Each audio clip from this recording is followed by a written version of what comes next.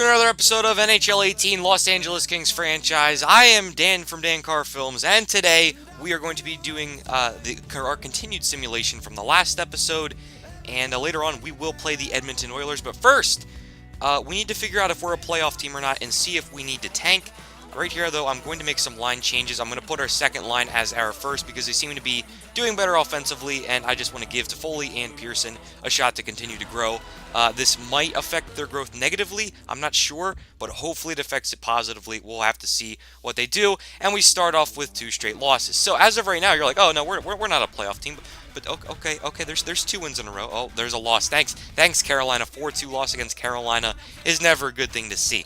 But yeah, of course, in the last episode, we were about even, like 11-10 or something like that, and you can't really tell by then. So we're gonna go one more month here and see what we are. And look at this point streak. That's 1, 2, 3. Oh, it cut me off. It was a pretty big point streak, and just like that, all of a sudden, we are in the wild card position, which means that we are in the playoffs. And this is ideal for the fans, obviously, for you guys, so that you're at least entertained. Hopefully, we can make the playoffs. Again, I guess we still only have that 10% chance to make the playoffs, which is not good because, of course, we weren't in the playoffs during the Thanksgiving deadline. Anyway, just look at this right here. A very close battle here. You got Minnesota down there, Dallas, Chicago. They're all below us there, and they could take it away. And, yeah, it's definitely not over yet. So it's still going to be an uphill battle for the rest of the season. But, yeah, currently we are not going to tank. I make the official decision. We're going to win a Stanley Cup. That is going to be our goal. But first, we have to face the Edmonton Oilers and Connor McDavid, and yeah, this is going to be a challenge. So right here on the face-off, McDavid versus Carter, and here we go. McDavid's going to win it, and that's pretty much going to be the foreshadowing of the night. Anyway, right here, the Oilers turn it over in their own zone here in the first period, and it's going to be Jeff Carter with the recovery. He fires it and scores just like that. It is 1-0 Los Angeles Kings. Maybe I spoke too soon. Look at that. Jeff Carter getting on the board early, and that's what I like to see. That's his 18th goal of the season. Off of a turnover from Edmonton. Anyway, right here, Toffoli's going to put this one in deep. It is going to be recovered, actually turned over again. But that's going to be an illegal hit right there by Derek Forbort. He came up and just laid the boom on that guy, and he gets hit again. The Kings get possession, and it seems that Forbort will go to the penalty box. But yeah, almost another turnover in their own zone, but Forbort was a little bit too aggressive there, as that was a charging call. Look at this. Bam! What a hit! What a freaking hit right there by Derek Forbort. That's what I like to see from the young man. Anyway, here we go in the power play. We did a pretty good job killing most of it off, but unfortunately right here, look at the passing. Andre Sekera from the top point is going to absolutely blast that one, and it is 1-1 as Edmonton ties the game. Jonathan Quick, I think that one was savable. I think that was a bad goal. I think he wants that one back. What a blast right there by Andre Sekera. I'm pretty sure I'm saying his name right. And Forbort comes out of the box, and the game continues on. So now here, 60 minutes left to go in the second period. This is going to be some nice passing right here. Back to Lucic. And yeah, that's Milan Lucic, the former Boston Bruin and former LA King, is going to put that one past Quick. And it's 2-1 Edmonton. Nice passing there, high in the zone. Their offensive zone, and yeah, that was a nice play right there as they take the lead 2-1. So now 10 minutes left to go in the second period. It's going to be a face-off win. Ledoux is going to put this one up to a streaking man right here. He's going to find a quick pass, and that's going to be good. That was Dustin Brown to Trevor Lewis, and Lewis is going to put that one-timer right by Cam Talbot. Yes, Cam Talbot. And that was a nice goal right there. Nice passing by the Kings. So they respond right back. So 2-2. 5 minutes left to go here in the second period still, as it's going to be a 2-on-1 situation. Pearson with, not Toffoli, but it's Carter. And Carter's going to take out the goalie, and Darnell Nurse says, oh, no, you don't. And they're going to go at it right here. This was a pretty fun fight. This was a long fight, actually. Just look at this. Carter beating him up. Obviously, we should all be rooting for Jeff Carter right now. No one should be rooting for Darnell Nurse, but he actually sort of makes a comeback right here. Oh, that grab. And he gets a punch in. And look at this. Jeff Carter barely gets the final blow in and barely beats Darnell Nurse. I thought that was fun to show. Anyway, here is Puljujarvi. He's just going to say, nope, 4.5 seconds left in the period. I don't care. I'm going to score. And he goes up 3-2 against the LA Kings. The Edmonton Oilers do. I don't know why I said he. They go up 3-2 against the LA Kings. I can't even speak right. Jesse Puljujarvi, I can't even say his name, but he's a very, very good young player. And yeah, here we go. The Kings have possession here. 2 minutes left to go in the third. They need a goal. Pearson to Foley. Goal. What a pass right there. These one-timers in this game were just nice. The Kings, they kept trying to set it up all game long. That nice lead pass used to Foley's speed. Toffoli got there, puts it by Talbot. And with 2 minutes left to go, this game is tied. It's now 30 seconds left to go in the entire game. The Oilers with possession right there. Oh, man. Quick with a strong pad is going to deny that, but there is a penalty on the play, and it's going to be on Drew Doughty, one of the best defensemen in the league, our best defenseman by far. And yeah, this is going to be rough, as not only now do we have to end off the regulation, now we have to go into overtime. And yes, we do. We go into regulation, or sorry, we go into overtime after we finish regulation. And right here, Lucic in overtime. Oh, man, that was dangerous. They found him in the slot, but Lucic couldn't put too much on it. Now Drew Doughty is out of the box, and here we go. Doughty is going to step up and get absolutely destroyed, but he's going to retain possession. He has an open man. It's Tanner Pearson. He fans on the shot. It's picked up by Adam Larson, who puts it over to Milan Lucic. Lucic down the wing looking for a pass. Not really anyone's open. And actually, no, this man's going to step on the ice, fire his shot, and it is blockered away by Jonathan Quick. That was Clefbaum, I believe. Now the other 77, here's Carter, is absolutely denied by Cam Talbot. 44 seconds now left to go in the game.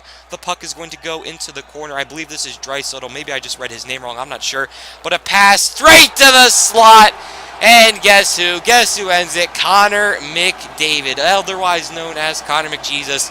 And yeah, you can't give him the slot like that. He's going to score that 100 times out of 100 times. And yeah, what a snipe right there by McDavid. A series of unfortunate events.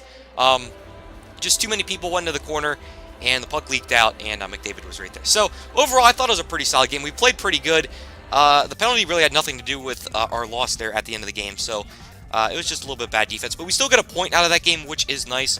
And yeah, is our point streak still going on? Look at this. Okay, so in the start of the new month, we'll start over. All right, 3-game point streak, and then we lose. Okay, yeah. And as you see, as we simulate right here, you're going to see a lot of trades for Michael Camilleri. But again, if we want to win the Stanley Cup, we want this guy on our team. I know he's not that good in overall, but he just brings that veteran, that veteran leadership. He's a veteran sniper. All right, we want him when it comes playoff time. And even though he didn't have much playoff experience with the Devils. Okay, oh man, that was low-key fire roast. Anyway, I keep saying anyway, I don't know why. But look at our wins pile up. The moment I say that, we lose to Edmonton again. 31 wins right here, which is very, very nice. So many trades, trying to get Camilleri. But yeah, again, I want to hold on to him. Put him beside Kopitar. Make it the veteran line. Him, Kopitar, and who's the other guy? Marian Gaborik, yeah.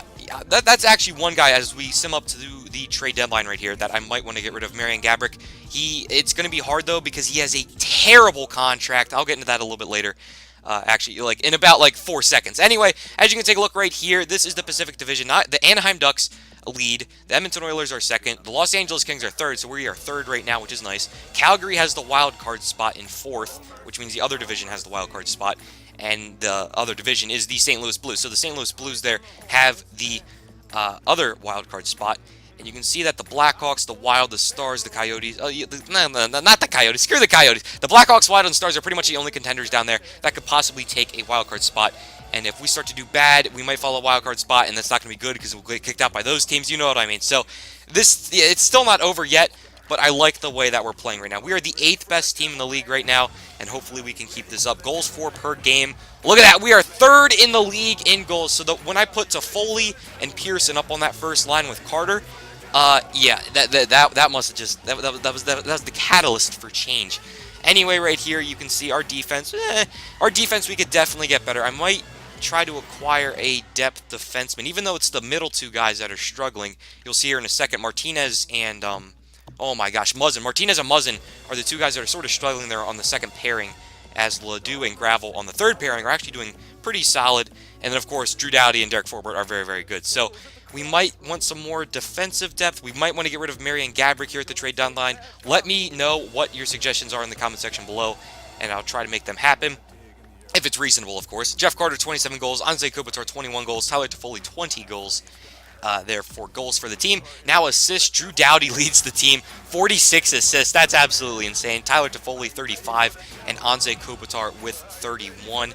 Now, total points on the team, Tyler Toffoli leads 55 points, Jeff Carter 53, Anze Kopitar 52, Drew Doughty 50, and Tanner Pearson with 40. So again, the main guy stepping up for us right now, but even in a bigger way because Pearson and Toffoli, of course, moving up to the first line gives them more offensive production, yada, yada, yada. I already said this, and I'm pretty much just going in circles now. But yeah, but look at the plus-minus right here. Drew Doughty, plus 22, Derek Forbort, plus 17, Kevin Gravel is a plus 11, Paul Ledoux is a plus 9, and then right here is where our defense, of course, starts to struggle just a little bit. Jake Muzzin, a minus 3, and Alec Martinez, a minus 5.